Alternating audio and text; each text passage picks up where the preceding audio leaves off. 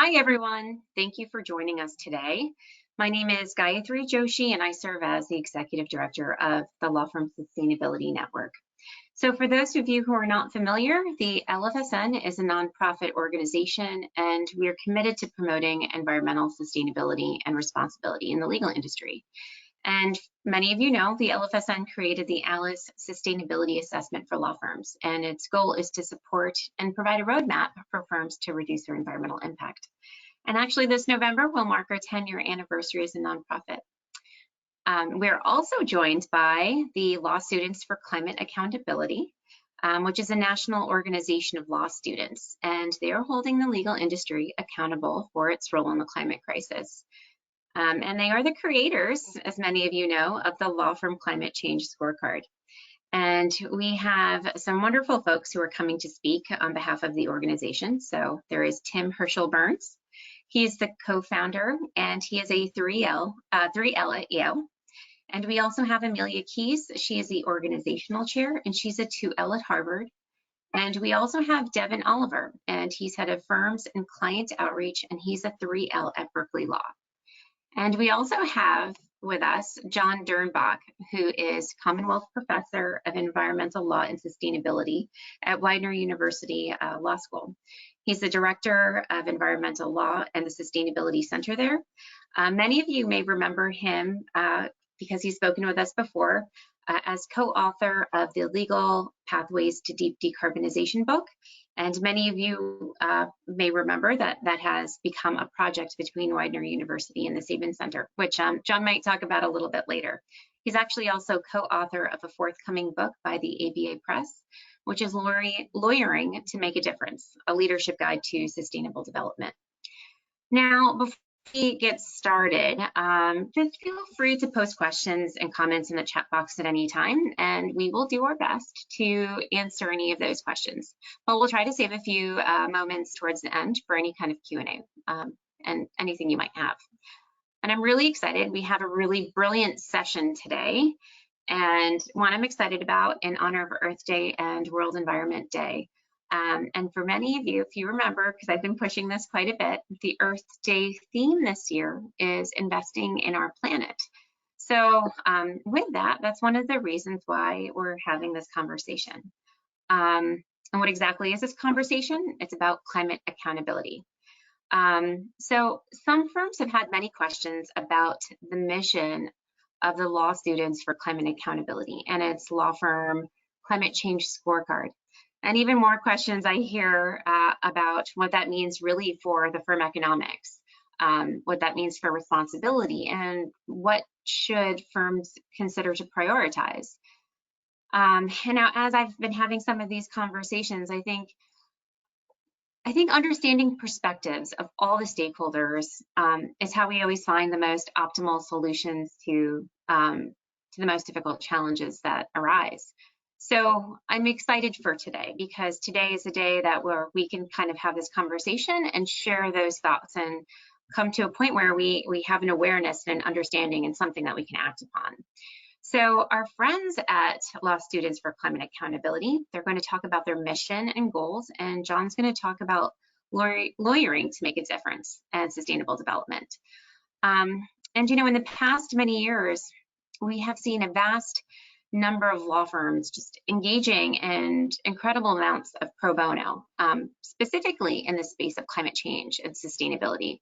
And they have been working on their own sustainable operations, reducing environmental impact, and all of that really is to be applauded. You know, we can even say that from LFSN that we know this to be true. But what we want to bring and talk about today is that there's this other aspect to be considered in the way that law firms engage in business.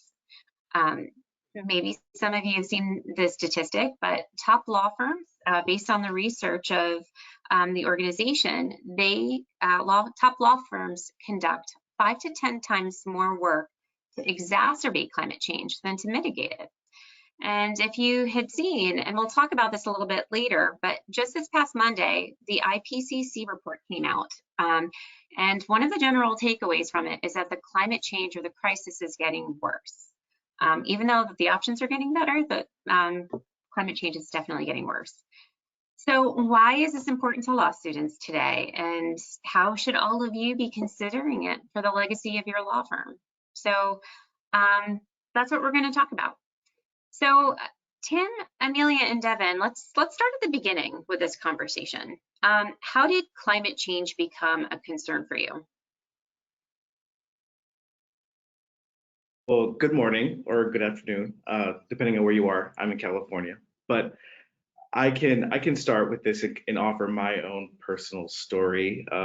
So it's a story so how I got to what I do, being part of LSCA, as well as being a law student, and then being a future lawyer who will likely end up both in private sector work, or was what would term big law, as well as public interest work, so across my career. So hopefully I can tell a riveting tale. Before law school, I was working in Texas. So I was working in environmental justice advocacy work, as well as post-disaster recovery work in Houston and Deep East Texas. This is just after Hurricane Harvey.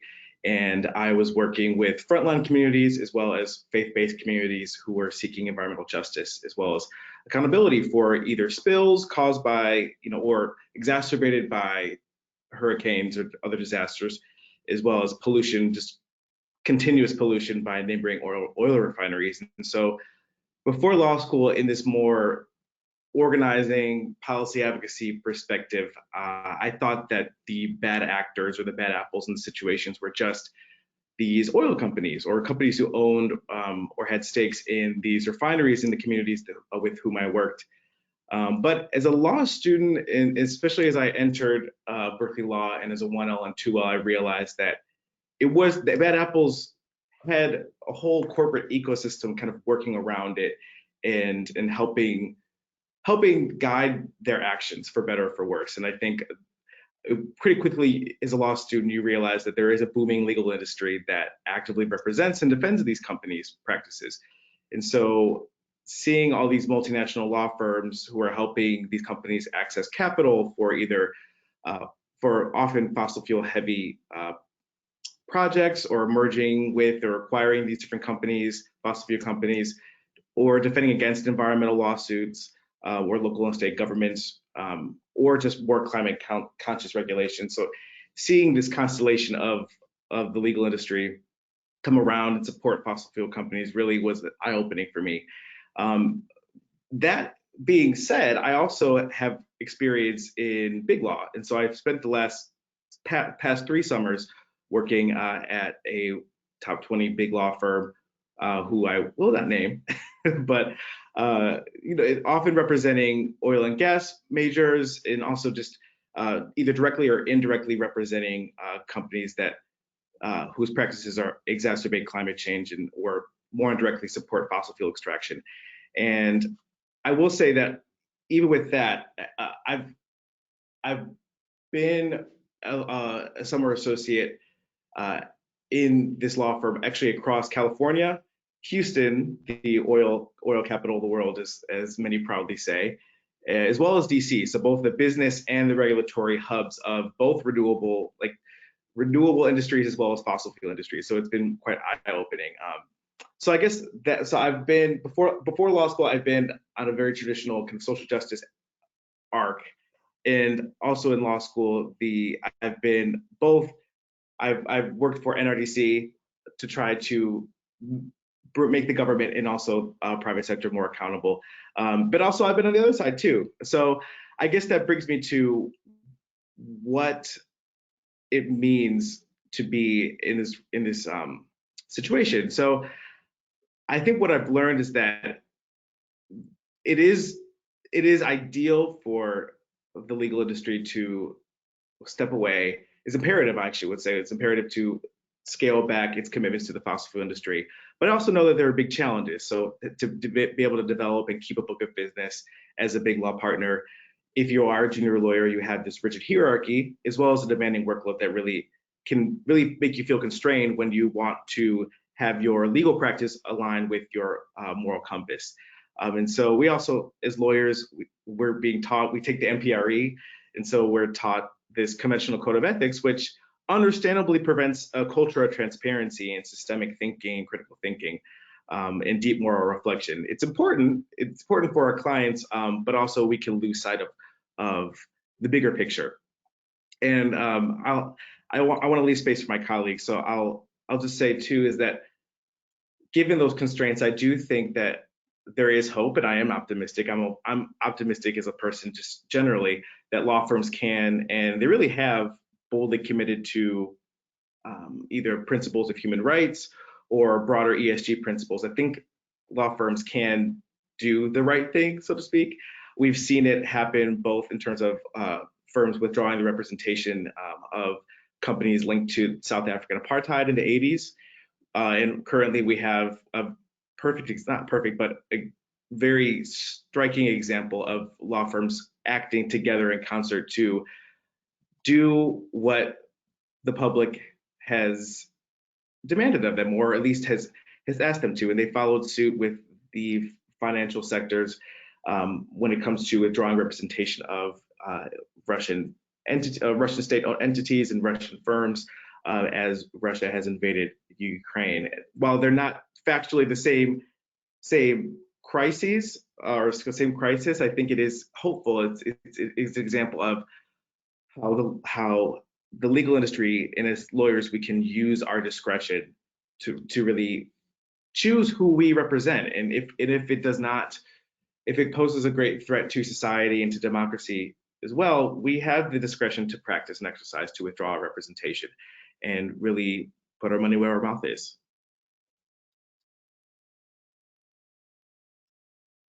That's great, Devin. Tim or Amelia, do you want to share?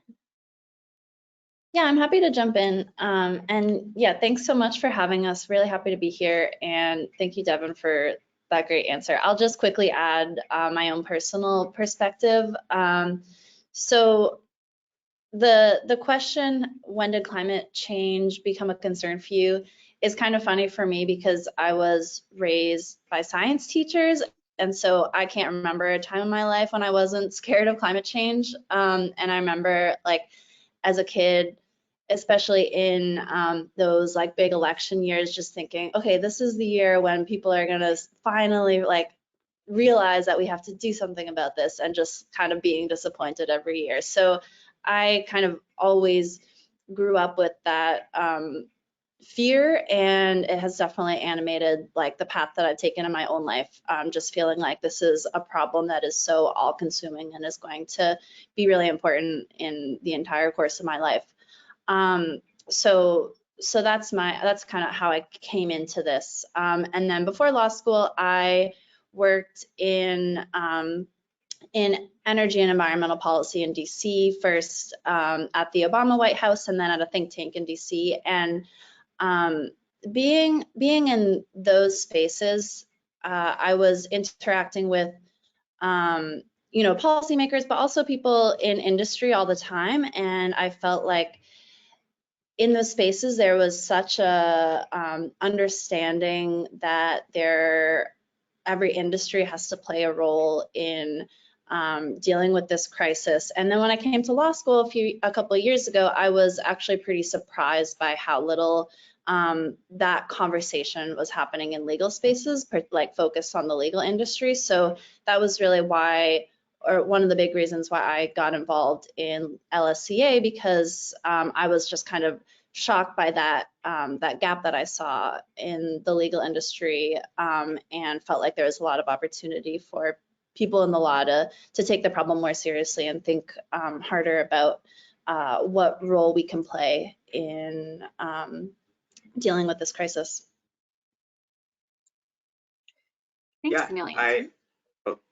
I think I have a lot of similarities with Devin and Amelia, and I think many people in our generation, and how we became concerned with climate change. I think speaking specifically to law students for climate accountability, I came to law school, and I do think by and large people come to law school because they want to use their legal skills for good. But I came to law school and realized that a lot of students ended up using those legal skills for things that are pretty contradictory to their values. And I saw a real dissonance there, and I think a lot of my classmates did too. And I think we formed Law Students for Climate Accountability with this idea that there is a better way for law students and law firms to respond to this crisis. Well, that's excellent. So when we talk about law firms, you know, there are a lot of aspects where we talk about carbon reduction. Do you see firms playing a larger role? What do you want to see law firms do specifically? And do you believe law firms can really do something about this? I mean, we've been talking about things that you've seen through certain aspects, but from how you know how big law works, what exactly would you want to see?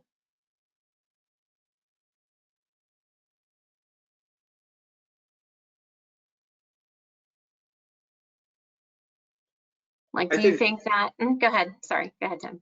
Yeah, I can get started and then others can feel free to jump in. But I think a lot of people in big law, a lot of big law firms' public statements are expressing good values. I think those values are there. I think it's things that we see in pro bono work, operational sustainability. But I think what we really want is that to extend throughout firms' work. Because I think there's often this implicit assumption that firms' values, that comes out in things like making your office green and your pro bono work. But when it comes to your matter work for clients, that's just a business consideration. But you know, for law firms which are in the business of providing legal services, I think if you have a commitment to addressing the climate crisis, producing climate justice, that needs to go through the thing you spend the most time doing, and that is your matter work for climate. And I think other sectors have taken more advanced steps, certainly imperfect in sectors like banking and insurance. But you do see firms which are saying, we are not going to do these types of work which exacerbate climate change, especially coal, for example. That's something you see a lot of them not doing. But with law firms, there's been a lot slower action in terms of creating commitments that extend throughout law firms' work. So I think that's what we're really pushing, is that a lot of people within firms, they do have these values, but that's something that needs to translate throughout their work and through the thing that firms spend the most time doing, which is working for paying clients. That's excellent. So that actually leads us to the next question that I have. So actually, this question is for you, John. So before we talk about the Law Firm Climate Change Scorecard, John, I think it'd be helpful if you could talk a little bit about sustainable development. You can give us maybe a little bit more advanced definition of it, but how would you define that? And do you think it conflicts with progress? And how do you think we should view progress? Well, that's a really good question, Gayatri, and I could talk about that for a long time, so I'm going to try and keep it really short. I want to start by just thanking you for running this program, and the to Devin, Amelia, and Tim for the work they're doing. It's really unusual for a law student organization to get this kind of visibility and that they've gotten, and I think it's a credit to them and the issues they raise and their colleagues that who I'm quite sure are also working with them on this project. Sustainable development is a hard problem for Americans. Let me just start with that. I had a conversation the other day with a Dutch academic who was telling me about the reaction in the Netherlands and in much of Europe when Our Common Future was published in 1987, and how everybody was talking about it, and nobody was talking about it here, and so and it continues, and so talking about what it is and why it matters and what it has to do with progress, I think is a useful starting point. For me, at least, understanding sustainable development begins with understanding what development was about. We shorten it often because we don't like the term development. We think of development as something that is inherently anti-environmental. It's the name given to the the housing project that destroyed the place where you worked as a kid, that kind of thing. And I think it's fairer to say, at least in the international context, that what development was about is in a sense, in a really basic sense, it's how we measure progress. And let me explain why. In the middle of World War II, President Roosevelt, Prime Minister Churchill, other people were at the question they were asking, thinking about what kind of a world do we want after the war is over. And they said, well, look, we want a war that's really organized around three things. We want a world that's organized around peace and security, economic development, and social development or human rights. We want those three things. And we want those three things because if we get those, we're less likely to have a Great Depression again. We're less likely to have another world war. Because, and this is the important thing, the aim of development was to foster human opportunity, human freedom, human quality of life. And the idea was is that if governments and international organizations provided a structure for all of that, we would all be better off. And that model has actually worked exceptionally well. I mean, Ukraine, 9/11, all that notwithstanding, so far, fingers crossed.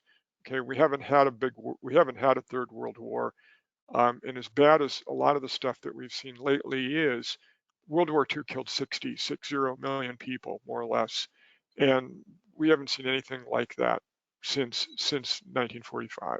Bad stuff, but people are living longer, people are healthier, education is better across the world. A lot of things the economy has grown. And we account all of that as progress. But the model of development that we've all grown up with and continue to grow up with is development comes at the expense of the environment. That's how it works. Environment is the price of progress. And a lot of people will talk about it that way, and they're very frank about it. And what happened with the publication of Our Common Future in 1987, and then the Earth Summit, the UN Conference on Environment Development in 1992, is countries of the world said, we don't want to throw out development because we like what it brings us, but we want development to be sustainable. We want, in other words, to have economic development, peace and security, and social development or human rights, and we want environmental protection or restoration. And there's a word I hesitate to use. It's paradigm change, but it really is a paradigm change. That word has been so trivialized and so forth for forever and ever and ever, but it's a really different way of thinking about the relationship between humans and the environment. It's not development first, then the environment maybe. It's not environment over everything. It's development and the environment. Let's figure out a way to reconcile them. And that's really when you think hard. And by the way, I'm not saying this because I had a vision or I went to a mountaintop or because I'm a brilliant academic. I did what lawyers do. I read the documents, and that's what you get when you read the documents. And so when we talk about sustainable development and we talk about sustainability, actually as a shorthand for sustainable development, what we're looking at is how can we foster human quality of life, freedom and opportunity, and in the context of protecting the environment. And the one thing that's fun about this program is that the piece of that the sustainable development framework adds is and for future generations, not just this generation, but for future generations. So I'll just stop there.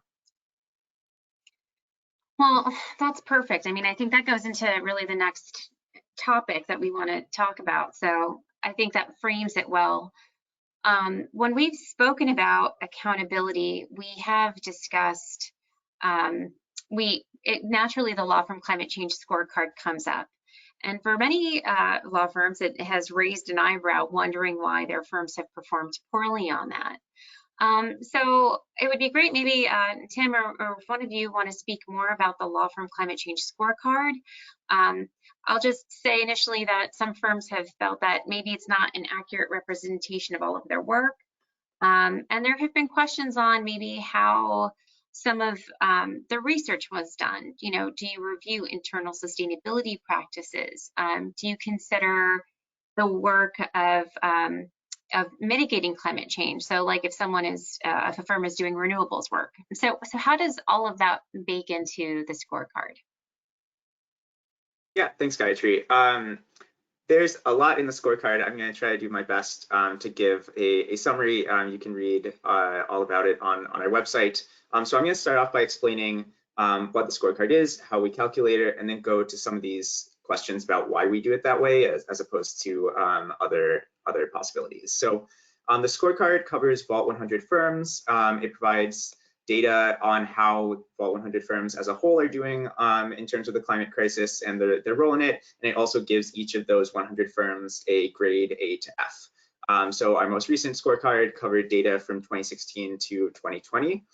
There's 3 categories of work in the scorecard. There's litigation, transactions, and lobbying. So for each category, we have a data set, and then to translate that into a score, we divide the work into work that is mitigating climate change and exacerbating climate change. So for litigation, we use the Statement Center's climate change litigation database. For each case that we find is slowing climate action, for example, striking or suing to try to strike down a state's emissions regulation, that's going to count as a point towards exacerbating for the firm's litigation score. For a case that we find is advancing climate action, for example, intervening to defend those state emissions regulations, that's going to count towards mitigating. For transactions, we use the IJ Global database. We don't have data on the compensation that firms are receiving for transactions, but we do have data on the overall project value of those transactions. So the total dollar value of fossil fuel transactions, that counts towards exacerbating. Total dollar value of renewable energy transactions, that counts towards mitigating. For lobbying, we do have data on compensation. We use the Center for Responsive Politics Open Secrets database on federal lobbying.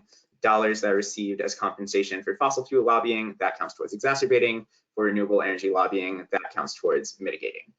So for each of those 3 categories, we have a rubric, and a firm gets a grade A to F for that particular category: transactions, litigation, and lobbying. Those scores feed into an overall score. So on our website and in the scorecard report, you can see the full methodology and rubric, but roughly speaking, an A, that means that your firm, according to the data we have, is not doing work to exacerbate climate change and it's doing some work to address it. A B means the firm isn't really doing work on either side, and a C to F grade is based on the scale of work the firm is doing to exacerbate climate change.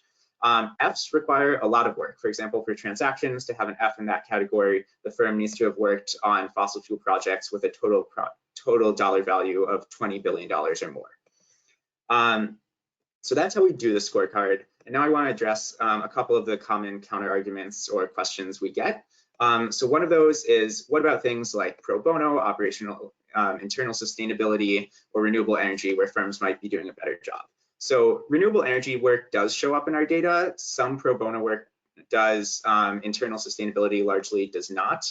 But more broadly, I would say that the fossil fuel work that firms are doing for paying clients, this is a really big bucket, and that's what really shines through in the scorecard. So for 2016 to 2020, we found that firms were doing 4 times more fossil fuel transactions than renewables. For litigation, it was 14 times more cases exacerbating than mitigating. So this is a really big category of work that firms are doing, and that's something that shines through in the data. For pro bono, for example, most firms are devoting 5 to 10% of billable hours to pro bono cases. A lot of the time that's great work, but we also need to consider the other 90–95% of what firms are doing.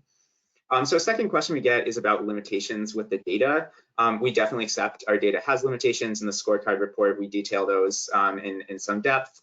I think we are working in a context where data is not particularly transparent. Law firms don't put out a lot of transparent data in a way that's easy to standardize. So we're working with what we have. By using third-party data sources, I think it does help with credibility. And I think, if you're a firm that's doing relatively better, you wouldn't want a firm that's doing quite badly to give a couple pro bono cases which aren't representative of their whole work and then come out looking better than you are. So I think our data sources help combat that to some extent. Another thing I would note is that we rely on documented cases of firms' work. So that means we are actually underestimating the scale of fossil fuel work that firms do. There's some that doesn't show up in our databases. And if we had full data, firms in that respect might look a little worse than they actually are based on what we have. In general, I'd say, prior to the scorecard, it was extremely difficult to find information on firms. And I think our quite good but imperfect scorecard is better than a status quo of a real lack of transparency. Just the last thing I'll address before I stop is I think we get this criticism of why are the scores so bad? And it's true, there are a lot of Fs, there are only 3 As. But in short, I think that's because the big law is not doing that well in terms of its role in the climate crisis.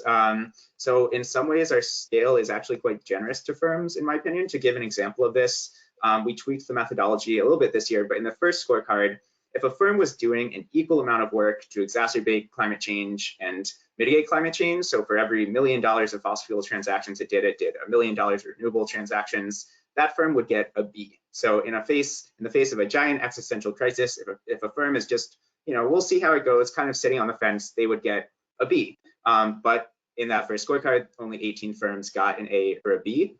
So if the legal industry starts improving its role on this issue, we will see the range of scores go up. We would love to be able to give better scores and see those scores go up. Tim, that was an incredible response. Interestingly, one of our LFSN members, Cooley, we had a quick conversation, and they actually received an A on the scorecard, and I was talking to them about it, and they said that they were really excited to get that that A on the scorecard, and they really felt it was a true reflection of the decisions that the partners were making and engaging with clients. And they had a different focuses. Won't go too much into conversation, but they said I could share that, but they really definitely had a thought process on how they were going to engage. So it was something that they were very happy about. Now, moving away from that piece, there are some questions that come up. So, what would you propose, or what would you say to firms that will say, well, we need to advise our clients, during this market transition? Or they might come and say, well, isn't everyone deserving of representation? I'm sure you must hear this. Yeah, I can take this one. And I'll also say it's great to hear the feedback that you got from Cooley, and I love to hear how intentional that work was, and we're really glad to see that they got an A.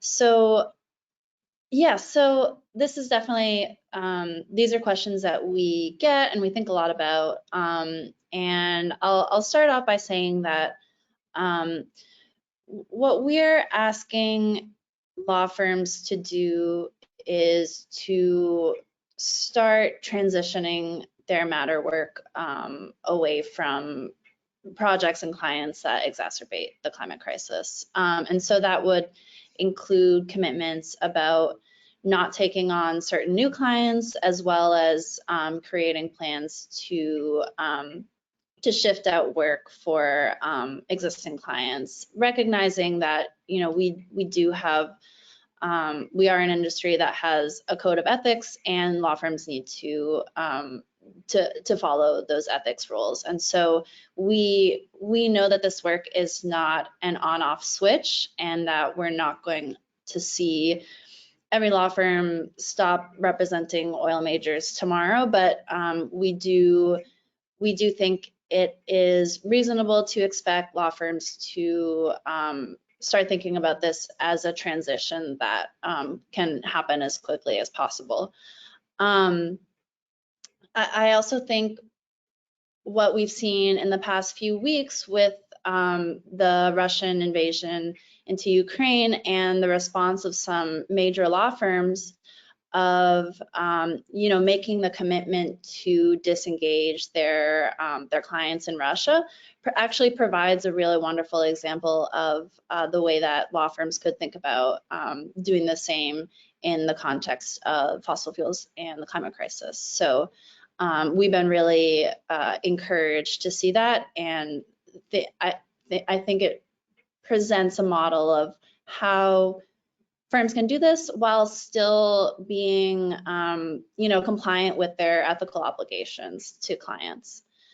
So that's one thing. In terms of advising clients on the market transition, we do understand that some of that activity needs to happen and is valid. I think the one thing that we would say is that there is a difference between advising on the market transition and much of the work that law firms are doing for their fossil clients, which includes building out fossil fuel, helping them build out fossil fuel infrastructure, working to strike down or prevent climate laws and regulations from happening.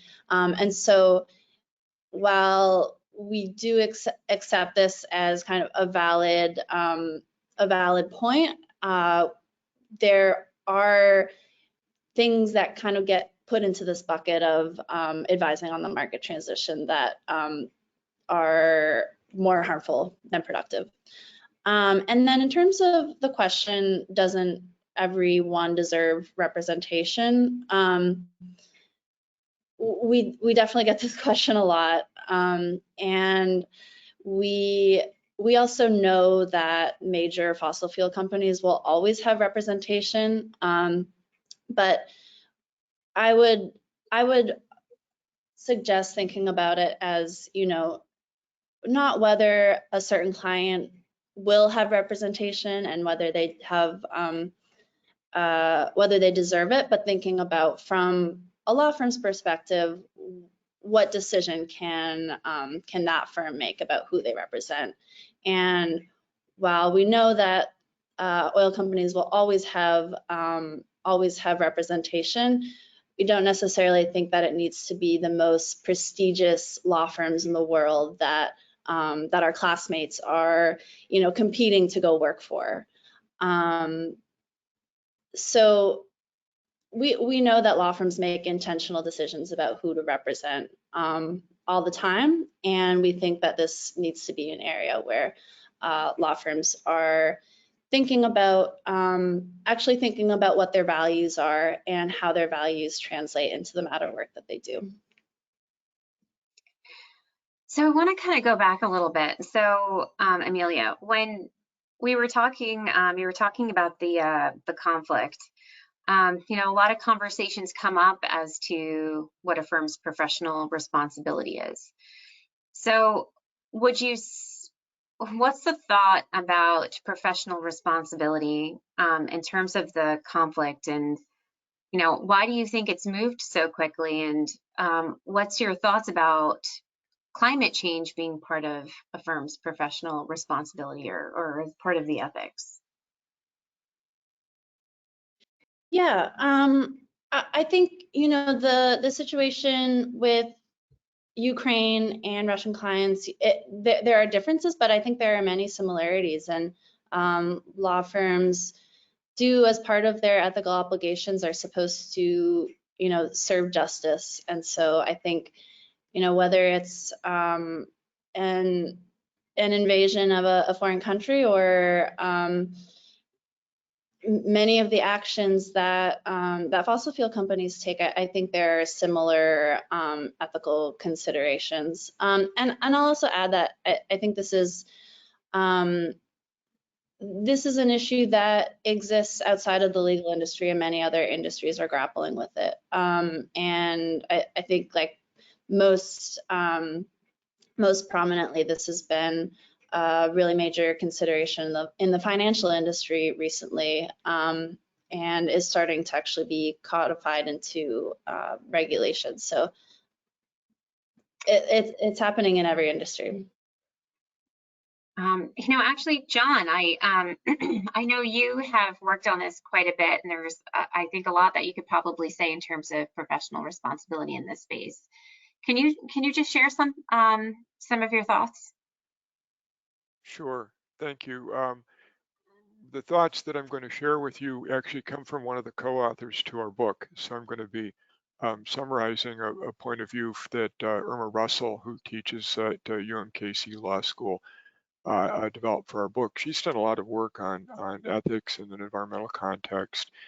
And what we wanted to try and do in thinking about, this short book that we're doing with the American Bar Association is about, it's about, so how do you integrate sustainable development into what everybody's calling their matter work at law firms?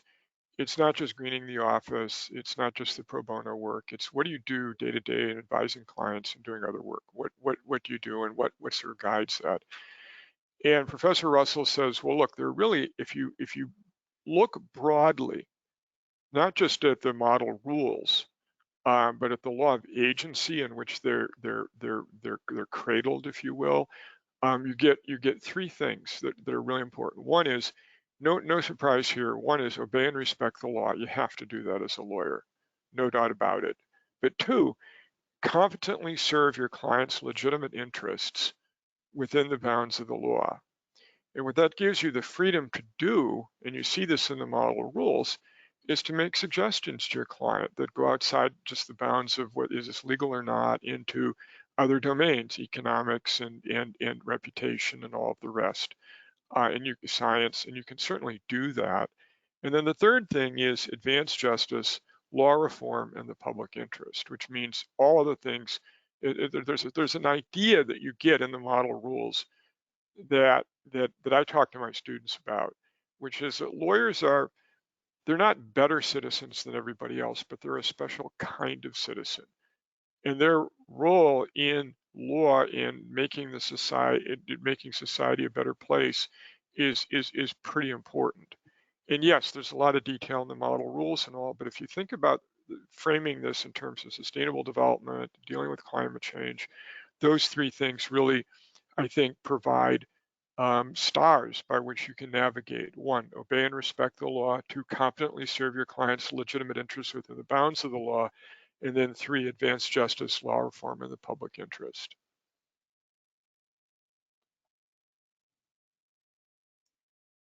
I think that's great. That's a great explanation. You know, it's interesting. So when we're talking about these things, and you know, Amelia started talking about the financial industry. You know, the financial industry is typically further ahead. And it has a really interesting initiative, and it's called the Partnership for Carbon Accounting Financials. And what they do is they disclose their emissions that are associated with loans and investments.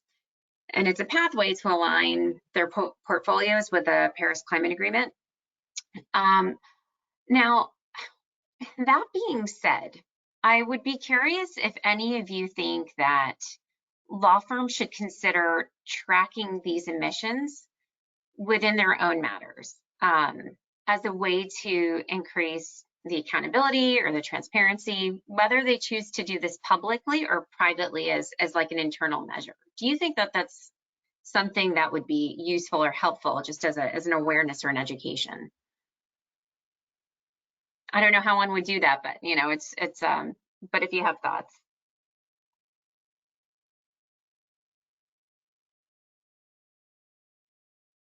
Yeah, I'll jump in, and if Tim or Devin, you want to add, please do.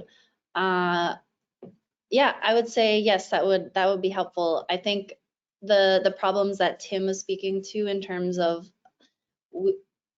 what our mission is and having trouble actually understanding what firms are doing, I think that this could be a really great step in the right direction, recognizing that the legal industry is different from the financial industry in certain ways, and so it wouldn't quite look exactly the same. But I definitely think that's a great model. I also think what's happening in the financial industry, particularly the fact that the SEC is now proposing to require some of this disclosure, it really goes to show that the firms that take leadership in an area like this oftentimes end up getting a market advantage out of that later on.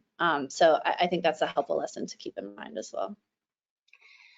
Well, here's another thing. So there was a piece that came out by Greenbiz, and there was a report that came out, and it was about a conversation about 60 banks that are investing in fossil fuel expansions, while also they're making these net zero commitments. And you know, there's this gap between the expanding and the mitigating factors. Well, I think this is probably an obvious answer that you might give, but do you feel that this is something that's happening in the legal industry, and how do you feel this affects authenticity, if at all? I can take that. So I think there are a lot of firms which, like we've said, they point to the good work they're doing, and I think with internal sustainability pro bono, there is good work out there. But yeah, what we're saying is you also have to look at some of the bad work. And I think there is work that for us to stay within a carbon budget, to have a sustainable future, that work can't be done. And I think that came up in the banking sector. And I think it's the same with the legal sector, that like the IPCC report said, there are certain pipelines and refineries, and those can't be built if we want to stay within the limits that our planet needs. That doesn't mean, like John very well said, that doesn't mean we can't have sustainable development. That doesn't mean that law firms can't be profitable. You have firms on our scorecard getting A's. I think there's a lot that law firms can do, but I think just doing the good things does not cancel out the things that, in our opinion, and I would say in terms of what is necessary for a sustainable future, that law firms should not be doing. Excellent. So, well, then here's the next question. So, how else, and if maybe Devin, Tim, and Amelia, if you want to answer this first, and then I'm going to ask John to kind of provide a different perspective, but from your point of view, how else can law firms help combat the climate crisis?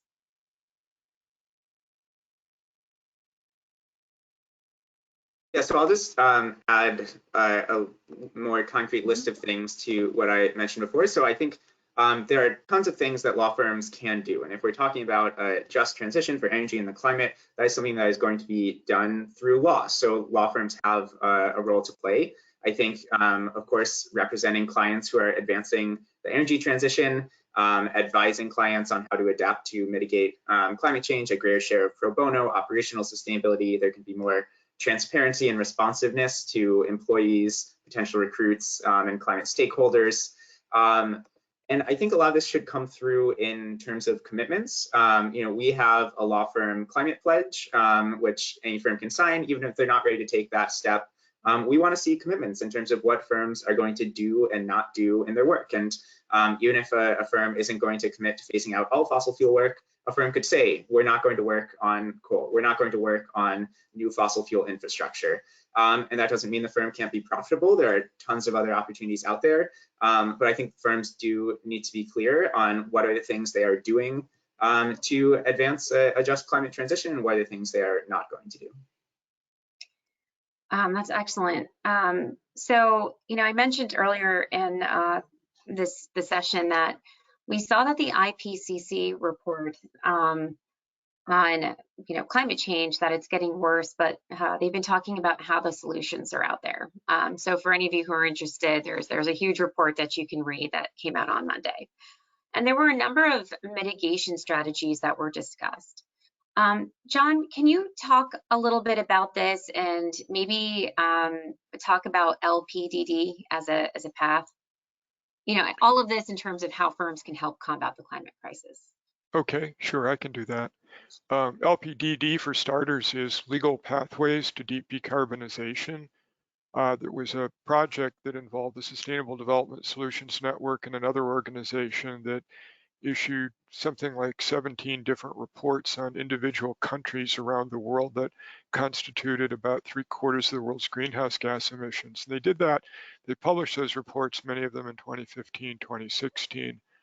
And Professor Michael Girard at Columbia Law School and I sort of had engaged about what does all this mean for law? And we finally said, well, let's put together a book. Let's invite a whole bunch of different people. It turned out to be about 50 different people, contribute 35 different chapters to this book, all looking at the question of how do we get to a reduction of at least 80% by 2050 in terms of greenhouse gas emissions. How can we do that?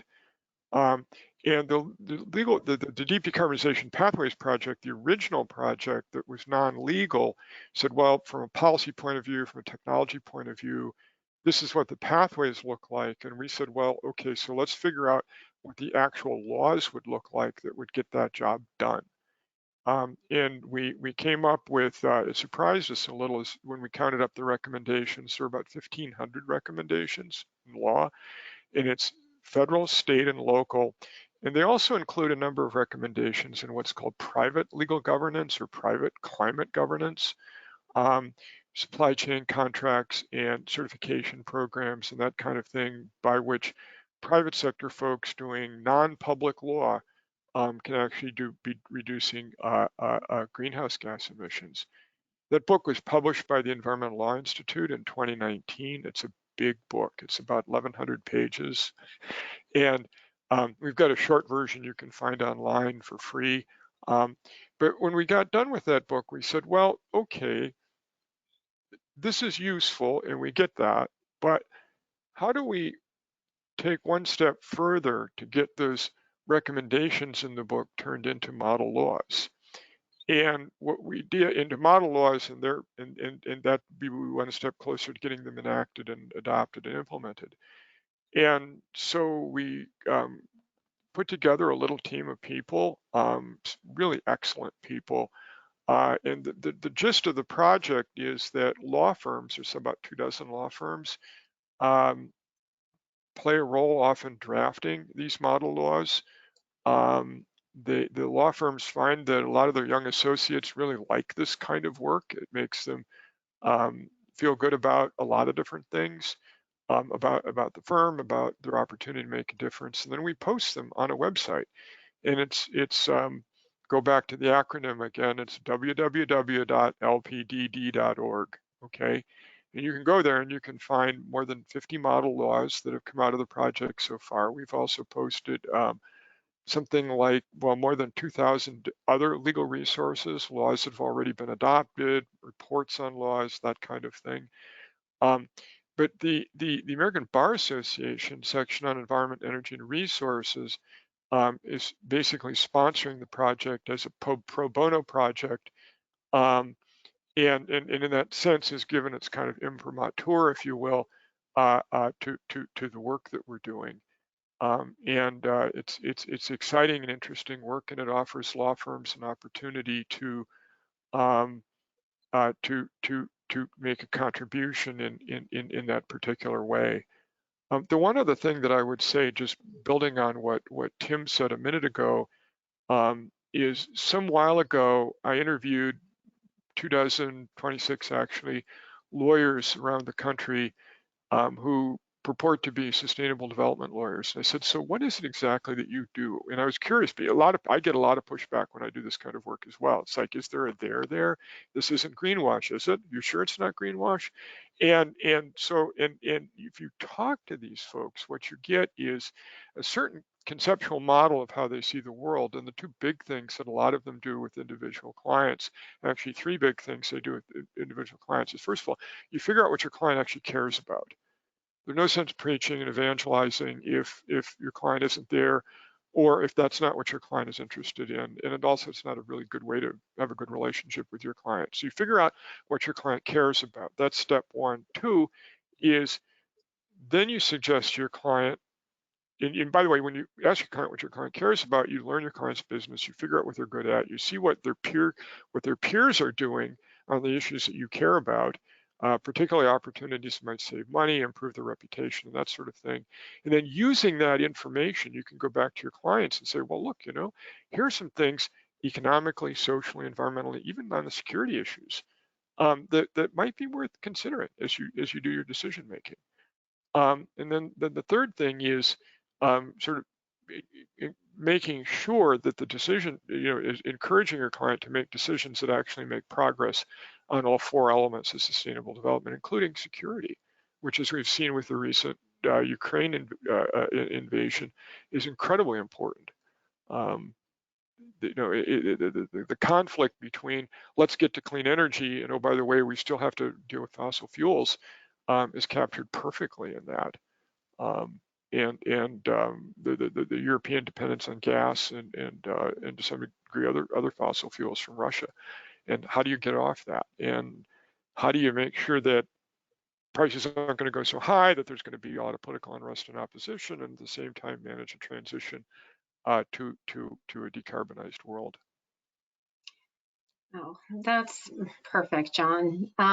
So we have kind of my final question really for all of you. So Tim, Amelia, or Devin, What do you see happening to firms that align to these values versus ones that don't? I can take this one, and then of course my colleagues can add.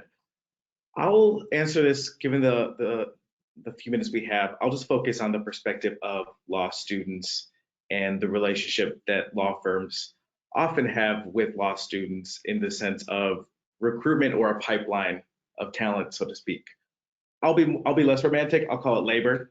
So I think both law students as well as law firms underestimate the power that law students have, both as future lawyers and future colleagues, as well as future employees or current employees, leaders, the teachers of the next generation of lawyers. So I think that is an angle that we as LSCA are really trying to tap into. In the students and our power are already there, but it's more of finding it, aligning it, and then mobilizing it to actually put pressure and materially shape these law firms' practices, and especially where we have a lot of leverage power, even given all the constraints of hierarchy, when it comes to recruitment.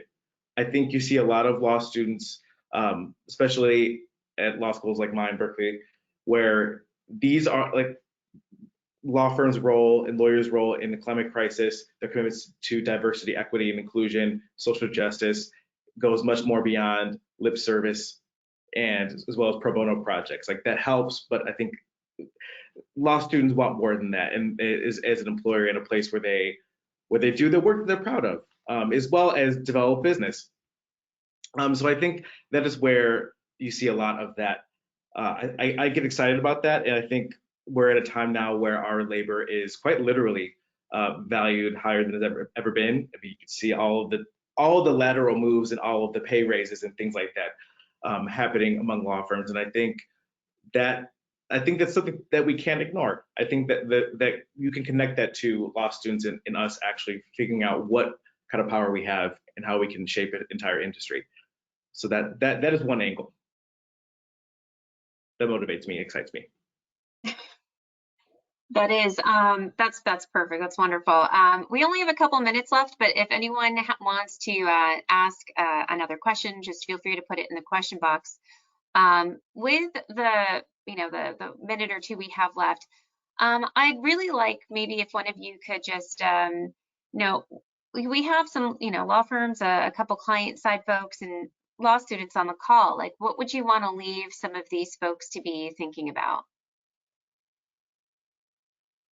Yeah, so I can give a few comments. So I think Devin spoke really well to the law student angle, is I think recognize that you do have power. You have built these legal skills to try to achieve the things you want, and think about whether you're going to be achieving that at a firm which might be having you use those skills to write contracts for pipelines or defend pipelines in environmental lawsuits. I know for me, that is not what I went to law school to end up doing. And I think law students should be thinking about that as they figure out where they're going to use those skills in their careers.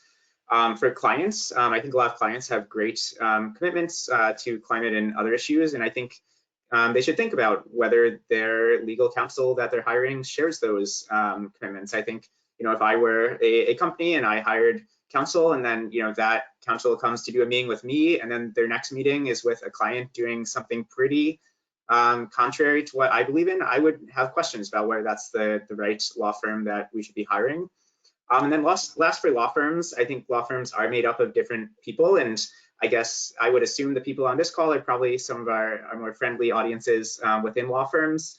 I hope you've gathered something of use here. I would also say if you're going back to your firms and there are people who really could not care less about the climate crisis, I hope that's not the case, but say they are just interested in the bottom line, I think you should tell them that law students really care about what their future employers are doing. And even if somebody only cares about the firm's bottom line, they're going to need talented young lawyers who are able to do that. And young lawyers increasingly are not going to want to go to firms where a huge chunk of that work is going to be accelerating the climate crisis. So that is what I would say, but I do also really want to thank Gayatri and John and everyone for helping make this event possible.